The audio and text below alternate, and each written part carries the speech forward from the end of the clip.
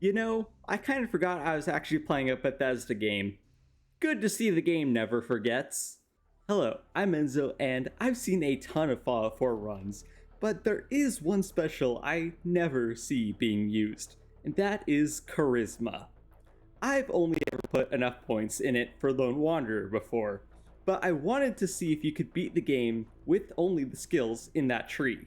The rules of this run are I will only use companions to deal damage, with a few exceptions like robots, especially turrets, and until I get a companion. I will be playing on very hard difficulty because losing more than a few minutes of progress would send me into an unspeakable rage, and this run would probably never be completed without quick save.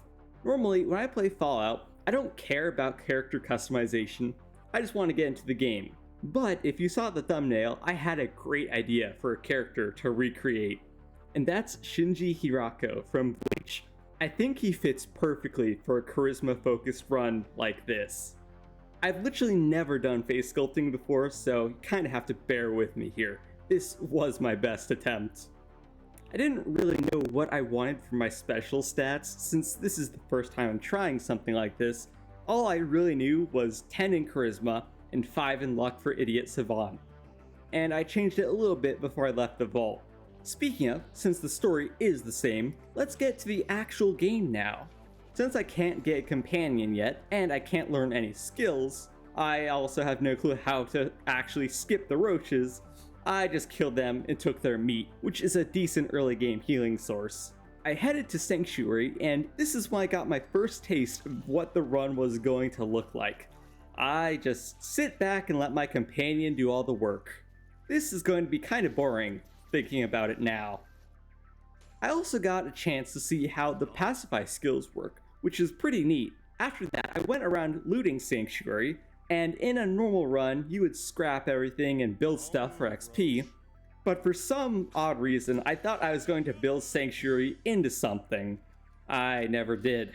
I forgot this is a challenge run, and not one of my normal runs. So instead of scrapping Sanctuary, I went to the Red Rocket truck stop and got my first real companion, cause I guess you can't recruit Codsworth yet. I didn't know that. But I got Dogmeat, and I went to work scrapping the entire place while he dealt with the mole rats.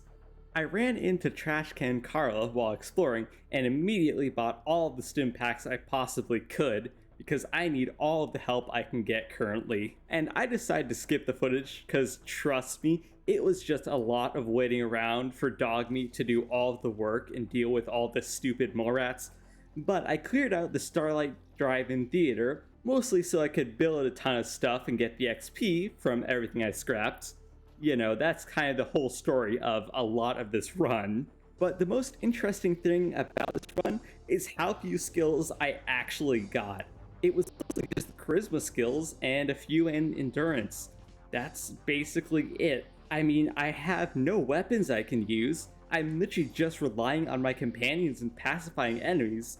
So there's literally nothing I can really use in the entire game. Now that I've gotten a bunch of levels and some perks to help me survive a bit better, you can probably guess what I'm going to go do next. And that is, of course, the main story. This is both for the XP and potentially a new companion, because let's just say this part took a while, and I kinda had to break my own rules and kill a few enemies because Dogmeat is useless, I swear. NPC pathing in this game is really bad, but Dogmeat seems to be like the worst out of pretty much all the NPCs in this game. Sure, Dogmeat's damage is really good, but you know, he has a really bad time with this level in particular in getting around it, making it very annoying and time consuming to get through. And I am like 99% sure at this point, Preston is coded to not hit enemies in this level. Like, he shoots out the window there, but he physically cannot hit an enemy even when I've pacified them. This is like Stormtrooper aim. I swear. Who programmed him? Seriously. Just let him deal damage in this level, please. It would have made my life so much easier. Don't move.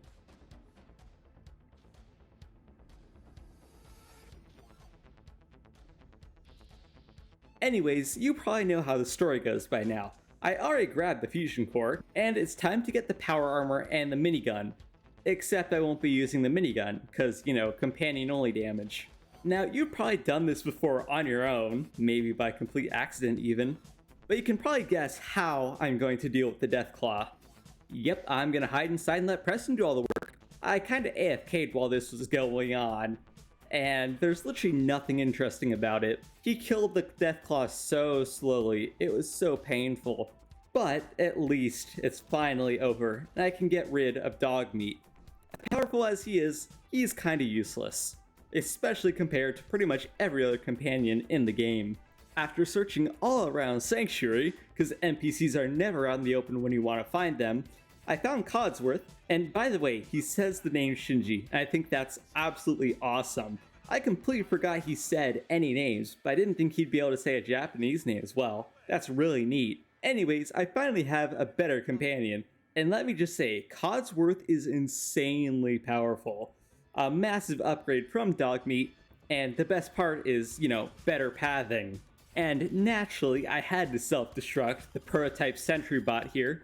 I don't even need anything from it. I don't know why I did it, because you usually do this for the fusion cores so you can get into Vault 88, but I can do that because I have max charisma now. I don't even need anything from Vault 88. Why am I going there eventually? I don't know. I just wanted to pass the speech check without having to save and load multiple times for once. Anyways, I headed over to Corvega because I thought I'd be able to get through some of it, but I kind of forgot one important thing. I have absolutely 0 robot repair packs right now, and that's kind of important because my companion is a robot, meaning if he gets downed, I have no way to defend myself. My only option was to run, and that's what I ended up doing. I headed over to help out Paladin Dance, because I'll do his first mission a bit later on for the XP, but I'm a bit underpowered currently. And this is where some of the interesting interactions start. I found a few later, but here's what I was thinking. If I pacify an enemy that's, a hostile faction, for example, ghouls, to, for example, the Brotherhood of Steel, does the Brotherhood of Steel still attack them? It really depends on the game stage. It happens sometimes, it doesn't happen other times. I don't know, the game's code is very weird. After all, this is Fallout 4, and more importantly, a Bethesda game we're talking about here.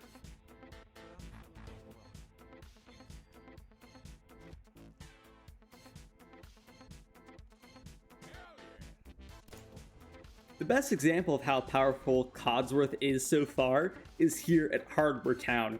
He just annihilates the raiders here, even Demo, who does an unholy amount of damage. He was a bit reluctant, but I think that was just bad pathing in this crammed area. I didn't really need to clear this place out, I was just kind of here, so I thought I might as well do it, and I can get the green paint for some free XP a bit later on. And I found this legendary road, which I thought was pretty funny. The annoying thing is that he led me on a multiple minute chase. I almost lost him. I got him in the end though, and I was expecting to get something useless, but you know what? That's actually not that bad. I'll gladly take any armor I can get right now. It also appears Codsworth does not like me haggling for more money, so I won't be doing that anymore with him. And honestly, I have no reason to, because I don't really need money. And besides companion damage, here is my other strategy if I ever have to deal with enemies, which you will see a great example of later. But here's kind of a sneak peek. I use nearby allies to deal with the enemies instead. For example, these mongrels against this Diamond City security guard. I was kind of hoping that the dogs might get him so I could take his armor, but oh well. Yeah, that thing is absolutely useless. Thanks, game. Just what I wanted. If you can't tell right now, a lot of what I've been doing is just running around discovering places for the XP. That's how desperate I am right now. Because, I still can't get XP from my companions killing enemies, meaning my main source of XP is gone. All I have is crafting, building, discovering places, and doing missions. And, one of those is way more difficult than usual right now. And building is so annoying. Especially because I'm playing on a controller and it actually hurts my thumb after a while just spamming the A button to build stuff. That and, I run out of stuff to build eventually because I have limited resources. It's a horrible cycle. After all of that exploring, I finally decided to head back to Corvega, And just like all of this run, really, it's a very slow and painful process getting through all of the enemies, especially when I have no clue where Codsworth went. Companions tend to just like disappear a lot in this run, trust me. And then I'm just there defenseless. Sometimes I get to pacify an enemy or not, but I'm kind of just screaming for help the whole time and hoping my companion comes to defend me. Long story short, the enemies were starting to overwhelm me, so I decided to run. I was gonna come back a bit later, but something interesting happened. Jared decided to come outside. I guess I've never left this place without killing Jared, but he just decided to leave on his own, meaning he's now exposed to my attacks and Codsworth can kill him, which makes this whole thing a lot easier, because there are probably still a ton of raiders in there that I would have had to push through otherwise. Well, now that I've completed that mission, you can probably tell what I'm going to do with the settlement. Scrap everything and build as many things as possible for all of the XP. This is also another major point in the run, because now that I've completed that mission, I can talk to Preston and finally recruit him as a companion. Thinking about it now, there are better companions I could have gotten, but I went with Preston for the rest of the run. Trust me, this is a mistake. You should go with like any other human companion. Preston, although powerful, has his major flaws, which, trust me, because I'm doing the Minuteman ending, you will see a few times in this run. Now that I have an even better companion, I went and cleared out Sunshine Tidings Co-op, I think that's the place if I remember correctly, and you can guess what I did with it. Scrapped everything, built as many things as possible just for the XP. This is a common trend. I didn't get too many settlements in this run, but that's what I did to all of them. The main issue with this strategy is the XP falls off very fast.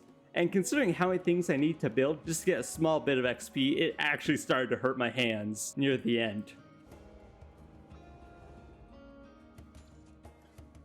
As you can probably guess, I'm still just roaming around discovering places, but now that I have Preston that does some actual damage, I'm starting to do a few missions, which are, mostly Minuteman missions, but it still takes an incredibly long time to do anything, considering he's using a laser musket, and his accuracy with it is horrible. It took me a while before I remembered that I can actually swap companions' weapons, so yeah. While exploring, and even though I literally did nothing else with it, I decided to pass the speech check at the General Atomics Galleria. I mean, might as well. I don't think I've ever passed it before, I've just killed all the robots here, but still, it was nice to do it, at least one time.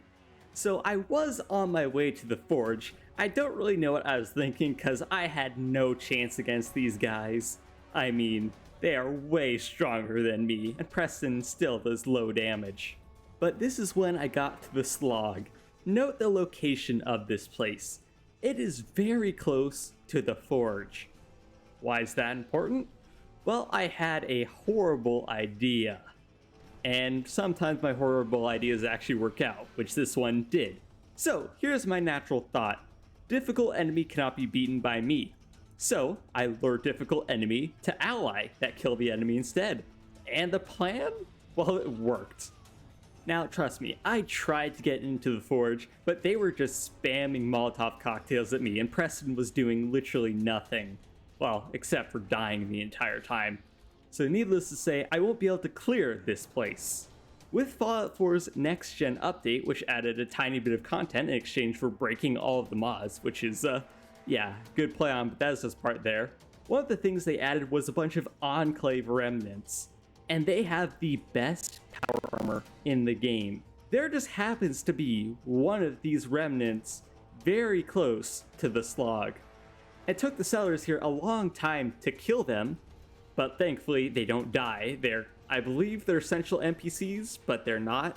Maybe they're essential till I can use the workshop here. I'm still not 100% sure. Either way, with a ton of running around, I figured out that these guys can kill anything I lure over here. And that's going to be super useful. And now I can take my spoils. Mark 6 Exo 1 power armor this early on in the game. Now, I was considering giving it to Preston, but he's already pretty powerful with just a power armor frame, and I desperately need the survivability. So I'm going to take this back to Sanctuary and equip it. Well, with one issue. I don't have a power armor frame for it, so I'm going to have to find one of those. And in a rare turn of events, I actually used the file wiki to look up, funnily enough, a power armor frame location. And this one was pretty close to a location I've already discovered, so I'll definitely take it. Power armor frame acquired. I also decided to clear this place out since I'm already here, and so I could do the other mission with Abernathy Farms and get the XP for that. Is the gun the Immolator? I still can't remember what it's called, even though I saw it earlier. I'm too lazy to look it up. Either way, this thing absolutely slaps, and it was amazing to get and give to my companion. The only issue is, it takes up flamer fuel, and that's kind of rare, so I'll have to give Preston some other weapon to use against normal weak enemies. After I headed back to Sanctuary, I can finally swap out that old T-45 for this beautiful Enclave Mark 6 Exo-1 power armor. Like, this is just beautiful. I absolutely love it.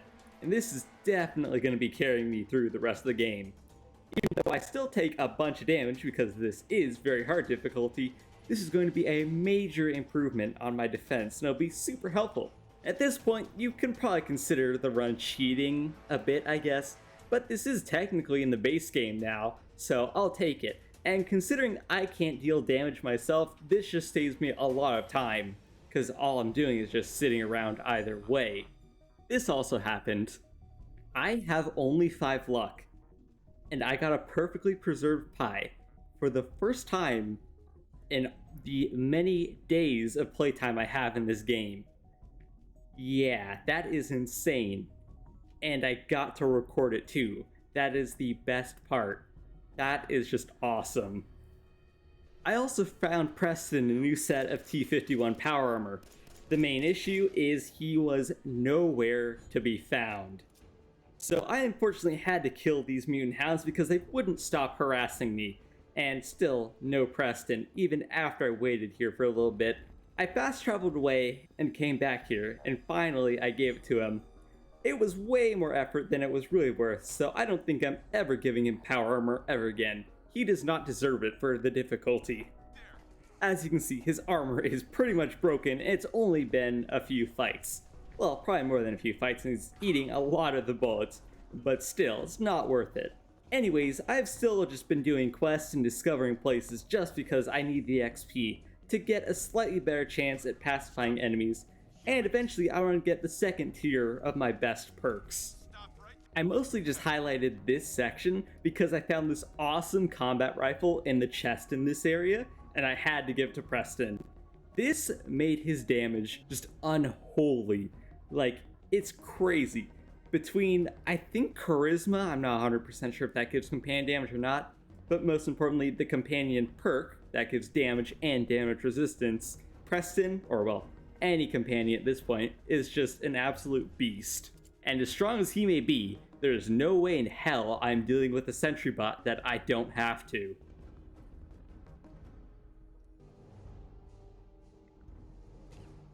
As you can see, it's still a slow process, but these are insanely difficult super mutants, so the fact he's dealing this much damage to them is a great sign. It's a very interesting challenge, I have to say. It's annoying not being able to do like anything in combat. I'm just like NTR'd, forced to stay on the side the whole time, but still, it is kind of cool just to see how much damage companions can really do.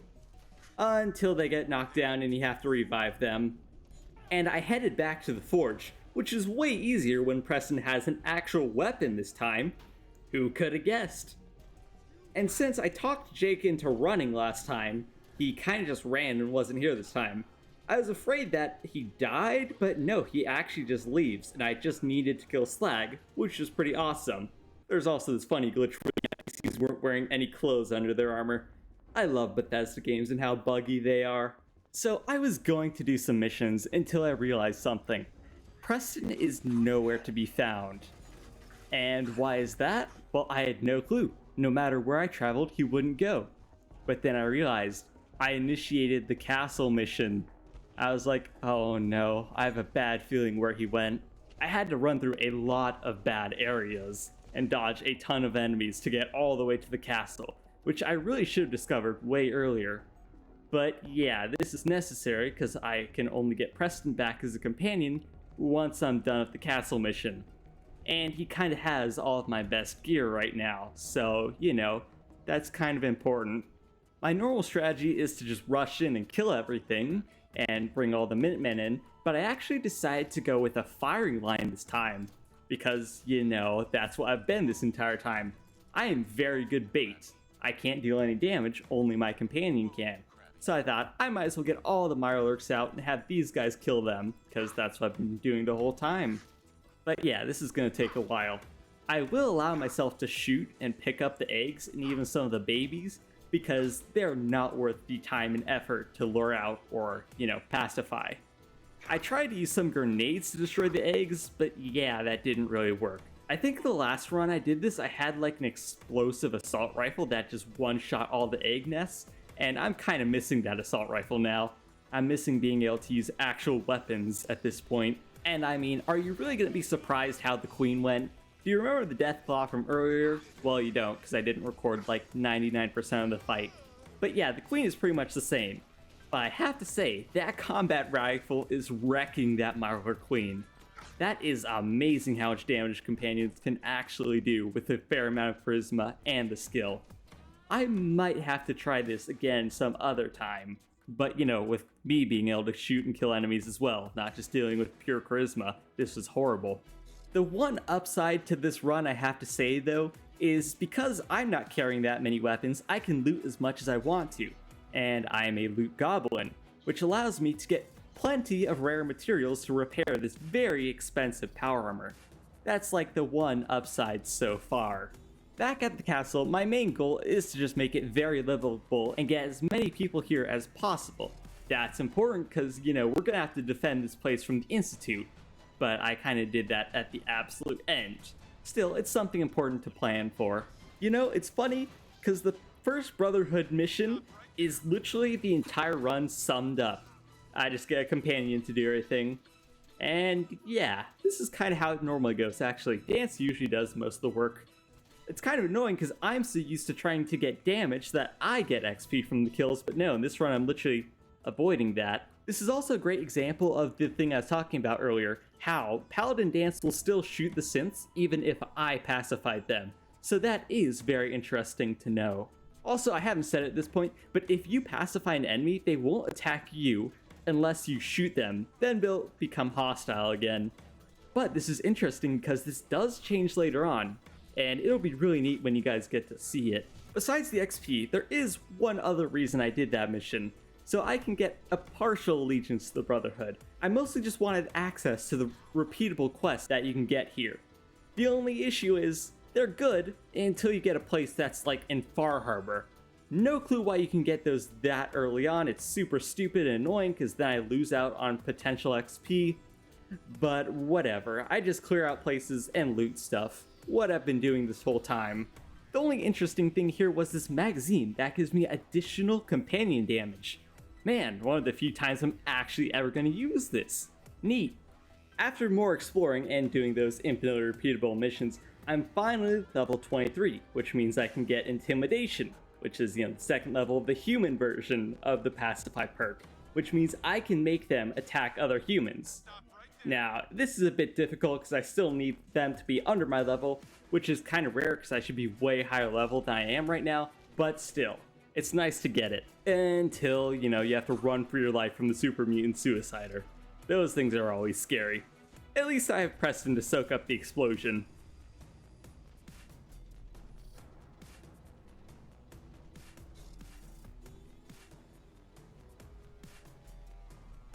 While I was exploring, I found myself in a really sticky situation near Fort Hagen.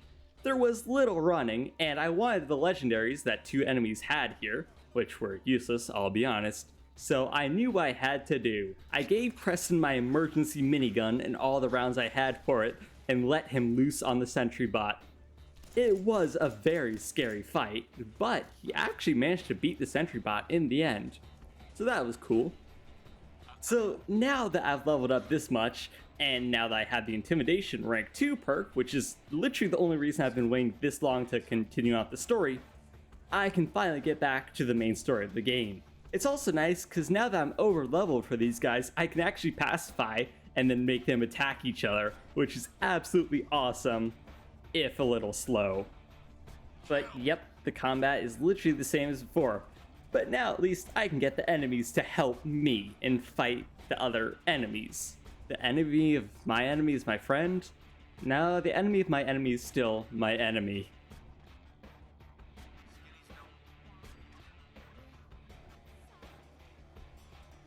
Kill.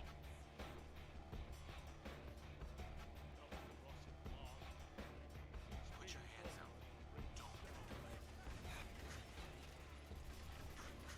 I didn't show it, but I lockpicked the door to Kellogg's house because I have the master lockpicking perk, just because I like doing that every run. And now on with more story. The interesting thing is that Fort Hagen wasn't even that difficult. It was mostly just waiting around for Preston to actually get to the right spot to shoot the enemies, and I managed to pacify quite a few synths to help me fight.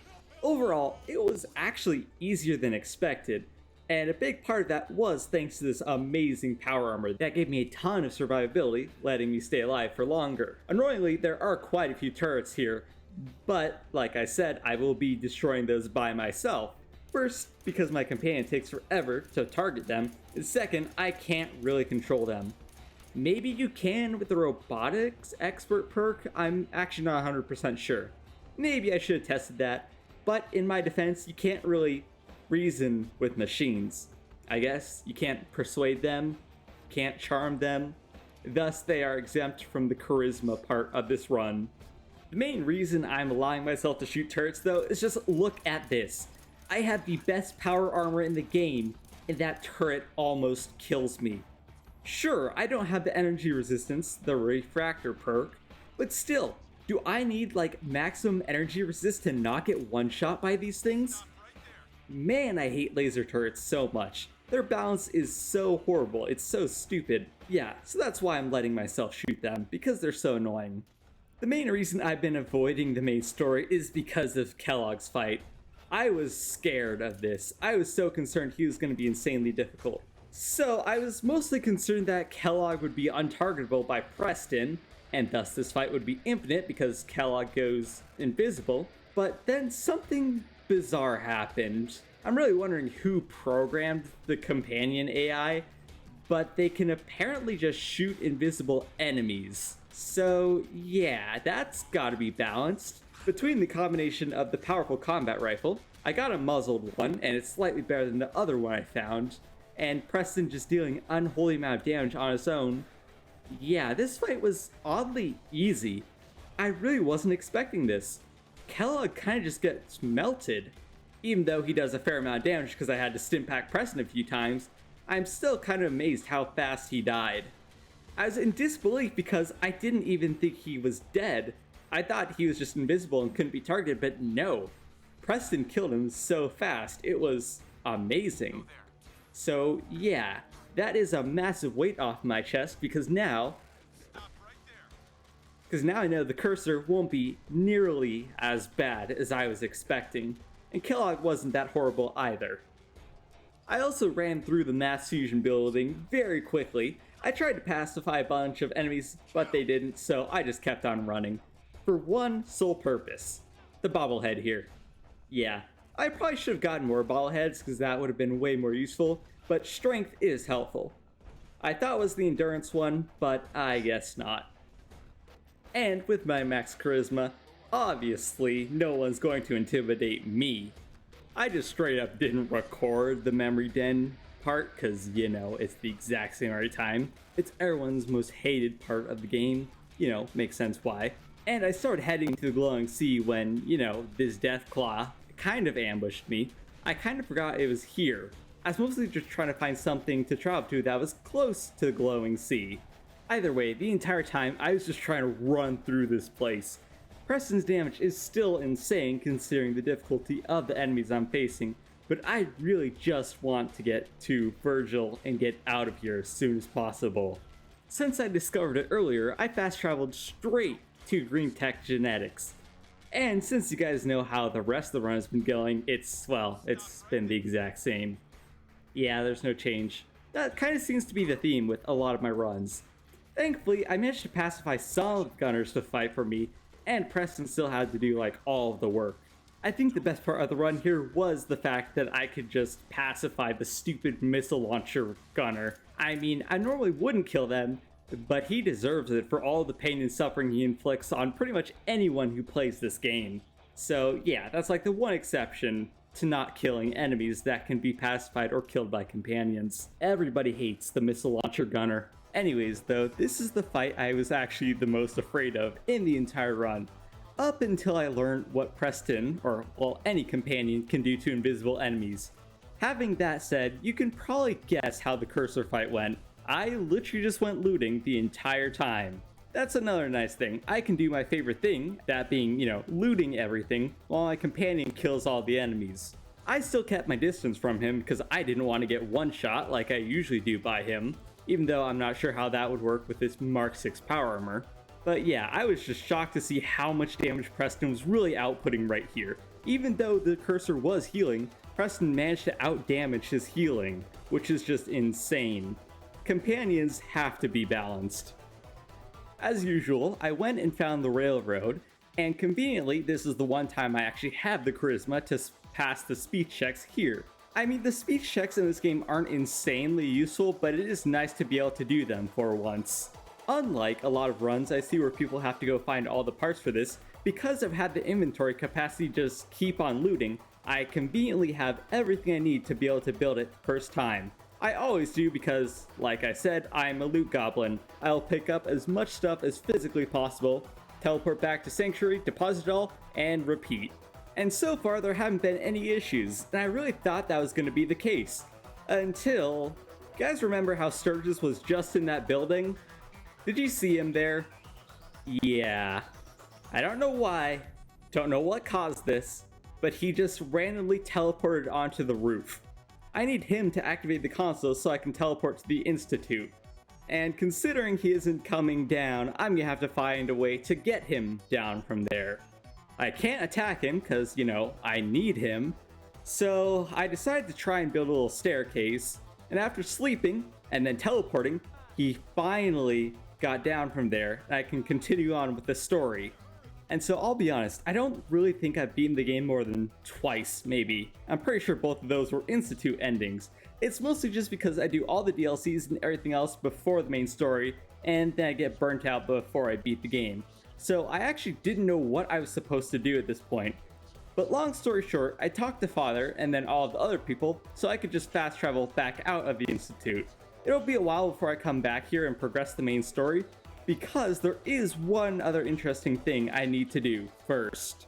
My next goal is a mission I would do in a normal run, because after you complete it, Ronnie Shaw sells literally one of my favorite weapons in the game, the Last Minute, which is just a special gauze rifle. I mean, sure, a legendary instigating is better technically, but the Last Minute has the guaranteed modifier of 50% more limb damage, so with a head critical hit, you can one-shot pretty much every enemy in the game, if your skills are high enough. It's a broken weapon.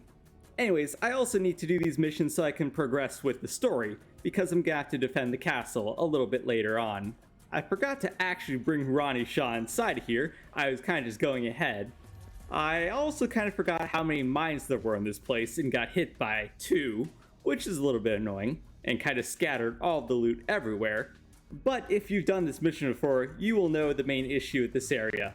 That is the sentry bot at the end. He goes hostile no matter what. At this point, I was thinking I maybe should have gone for the robotics expert perk so that I could hack robots. But like I said earlier, that doesn't really fit with the charisma style run. So naturally, Preston had to do all the work.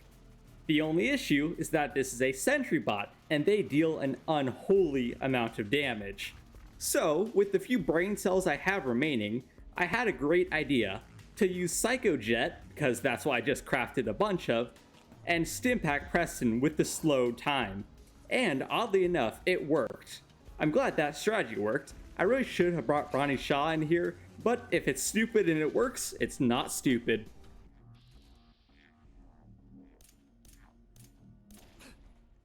So I knew you had to get on the Institute's bad side, but I wasn't sure how you're supposed to do that. I was planning to blow up a bunch of people in the main area, but that didn't really do anything except for get me killed. So, from memory, I realized the one thing I maybe should have done, and that is to kill Father. This is also because I remembered he provides easy access to escape the Institute, which is probably the main reason they actually made that route, really thinking about it now. This was a necessary measure to actually continue on with the story, because otherwise, I believe the game leads you to the Institute ending, which I've never really thought about, but you don't have a choice unless you kill the Institute, or side with the Brotherhood, but I don't like them either. I immediately headed over to the castle because I knew what was coming. This is why I also placed a ton of turrets here beforehand. But let's just say I didn't know the true number of enemies that they would send, and I actually got overwhelmed on the first try, even though I added way more turrets. Yeah, I still technically lost, all my defenses were destroyed, so I reloaded because I wanted to try again, with slightly better preparation. My goal this time was to try and use some traps to help me defend this entrance. I blocked up pretty much everything else, even though the enemies can still teleport inside the castle. I kind of forgot about that. And I was planning to use these flame traps, but unfortunately they do break and you have to replace them after use. However, I found these awesome saw blade traps, and these worked perfectly. They can work infinitely until they're destroyed by actual bullets or explosions and stuff like that. And I was planning to use a pressure plate that only works when something is on the pressure plate. So I just had them active permanently and hoped that none of my allies would walk into them. A little bit later on, this turned into the literal definition of a meat grinder. It was amazing. Until Preston got stuck in there and they were all destroyed by fire. And all the solid blade traps got destroyed. Then I was kind of just relying on my leftover defenses to deal with the rest of the enemies.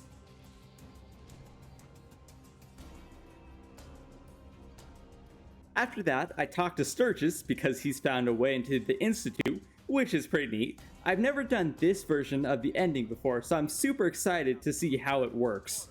But after traveling near there, I noticed a minor issue. Preston is nowhere to be found. I was looking around for a while, I traveled back to Sanctuary, when I realized something. So yeah, Preston is going to be needed later on in this mission. The issue with that? Just like earlier with the castle, he has all of my good gear on him. So yeah, I kind of don't have my literal only source of damage with me right now. I really wish I had known this sooner because I would have gotten like any other companion in the game. And because I really didn't want to get another companion right now, and I don't have any weapons to give them, I went to Old Reliable as an Ada that's just been here in Sanctuary the whole time. Unfortunately, she's slow and her damage sucks. But she's a companion and better than nothing, I guess. Maybe I should have gone with Codsworth. He might have been better here. He has way better mobility. After getting hit by another mine, I realized that I did not repair my power armor before I started this, but I'm getting so close to the end that I'm like, I'll be fine. And in the end I was, but you know, it would have been smart to actually repair my power armor before I started all of this. This is my first time going for this specific ending. I think it's actually pretty neat how you get to go into this whole underground area. I really like it. Well, I like all of it except for, you know, having to walk underwater in power armor, and well, you'll see. The enemies that chased me weren't even the major issue here. Can you guess what was? It's an old friend of ours, the Institute laser turrets. Like, of course, and there are a bunch of these things here. Like, I literally have the best power armor in the game, and they still melt me. Sure, I'm on the second hardest difficulty, but should I really just get melted by these things? I don't think so. Anyways though, it's back to Med-X and Psycho Jet because there's no other way I'm gonna be able to survive these things. Once I got into an actual area, Ada finally decided to show up down here, and I managed to get two synths into a fist fight, which I thought was pretty funny to watch, if not extremely slow. A little bit later, I got access to the relay so that I can teleport all my allies in, giving me some actual damage for a change. And now I can finally raid the Institute with the Minutemen, an ending I haven't done yet. I'm very excited to see everything in this ending. The nice thing is that I managed to pacify quite a few of the synths here, making the whole thing quite a bit easier. And then the Minutemen just finish them off because, opposite factions. But of course, the game still has to give us more laser turrets to deal with. The ones in here don't deal as much as the other ones, which no clue why, because they fire the same blue lasers instead of the red ones, but you know what? I'll take it. At least they don't one-shot me like the other ones do. In the next room, I saw something, and I realized what I had to do. There was a deactivated sentry bot. Naturally, I found the terminal that can activate it, and, well, you know what happens next. Even though he's going to attack my allies after he's done, killing the synths is definitely worth it. Once we get into the actual Institute, I started going to work trying to pacify as many enemies as possible, even though that doesn't work like 70% of the time because they're overleveled. And of course, our old friend the laser turrets make another appearance, and this time it's the ones that deal an unholy amount of damage. Yet again, why there are different turrets that deal different damage in different areas, I have no clue. This is a Bethesda game, you can't ask too much of them. The one thing that truly disappointed me here though, was the fact I can't pacify the gorillas. You don't know how awesome it would have been to have the gorillas fighting for me. But I can dream. Long story and lots of gameplay short, it was just me sitting in the back waiting for the Minutemen to do all the work. I noticed there were quite a few Minutemen corpses, but thankfully I think we have unlimited forces. I mean, Preston is essential so he can't die, but I don't know how many other Minutemen the game will spawn in for me. The main area of the Institute is more of the same. However, I managed to pacify a courser, which was a huge help against the rest of the synths, so that was pretty cool. But I mean, not much besides that. Anyways, the game makes you go and find Father's terminal, and hack it because you have to override the security lockdown. And this is also the point that Preston wants you to issue an evacuation alert, but I had no plans of doing that. We're here to wipe out the Institute and everyone inside. Remember everyone, it's not a war crime if there are no witnesses left to report it. And apparently Preston gets really mad at you if you don't do this, so you'll see a bit more of that later, because something interesting happens there. From there, it was a mad dash to the reactor, because I looked back for a second and it looks like none of my allies are following me to the reactor for some unknown reason. I knew I could just Med-X and Psychojet my way out, but still, that was a little bit annoying. I had no one to draw fire from me. Conveniently though, the game does teleport you out right after you place the charge, so I didn't need to waste anything, even though this is the end of the game, and none of my stuff is useful anymore. And because I'm a good guy, let's forget the fact I didn't issue the evacuation notice, I decided to take Sean with me. I mean, why not? It's the charismatic thing to do, even though we're about to kill all these people here. Whatever. And now it is finally time to destroy the Institute once and for all.